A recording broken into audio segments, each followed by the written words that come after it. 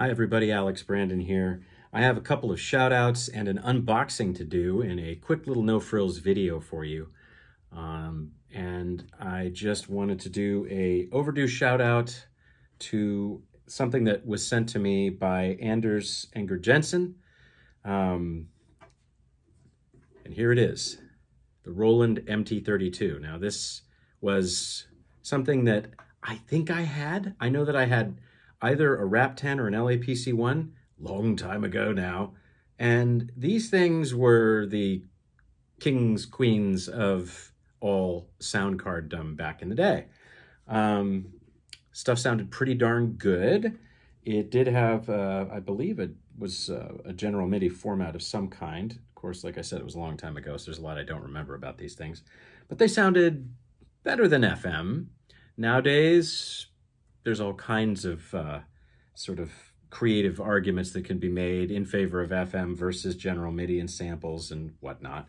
But thank you, Anders, for this. And he also does the themes for 8-Bit Guy and a whole bunch of albums that are just like you're living in the 80s all over again. So the guy is a master synthesist and has a room full of the stuff. So go check out his YouTube page.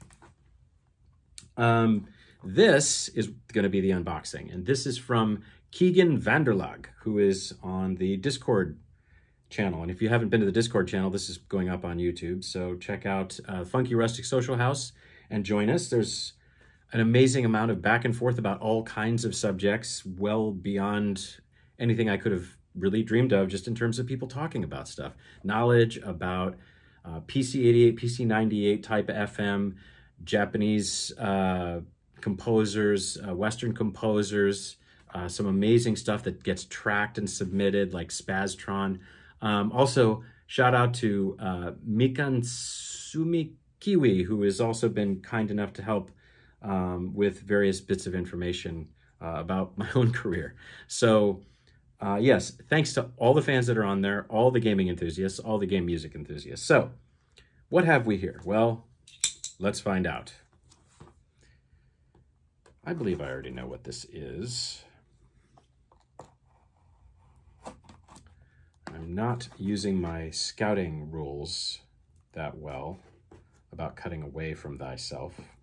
So let's do more of that, shall we? That's how I cut my finger in Boy Scouts. Right here. I got 6 stitches, or 3 that look like 6 or whatever it is. This is very, very well packaged. Yes, indeed. So I'm going to be nice and careful about opening it up. All right. So let's just do this and that. Oh, yeah. And this and this. That should do it. There we go. All right. Got some bubble wrap. Looks like a sound card. Carefully, not haphazardly open it up. Okay, and it has the ubiquitous sound card see-through smoky wrap on it. Oh my goodness. This is gorgeous. Look at that. This is a 2023 Ad-Lib sound card. And it's got, I have to put my glasses on because I'm old. This has a YM, oh boy. I might even need the phone that I'm using to film in order to see what that is. But like, I think it's the 30, yeah, the actual sound chip that was in the original Ad-Lib. Is it 3812? It's very faded, even in this light. Where's my flashlight? I don't think I even have it here. Oh, mercy.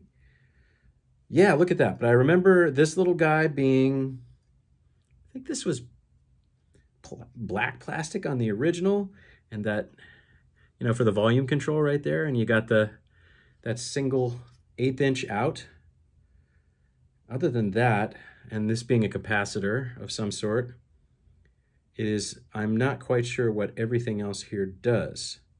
But of course, Keegan does, and Keegan manufactures his own boards, and I gotta tell you, this is where I started, like Apollo from Rocky 3. This is where I started. Thank you so much for sending this.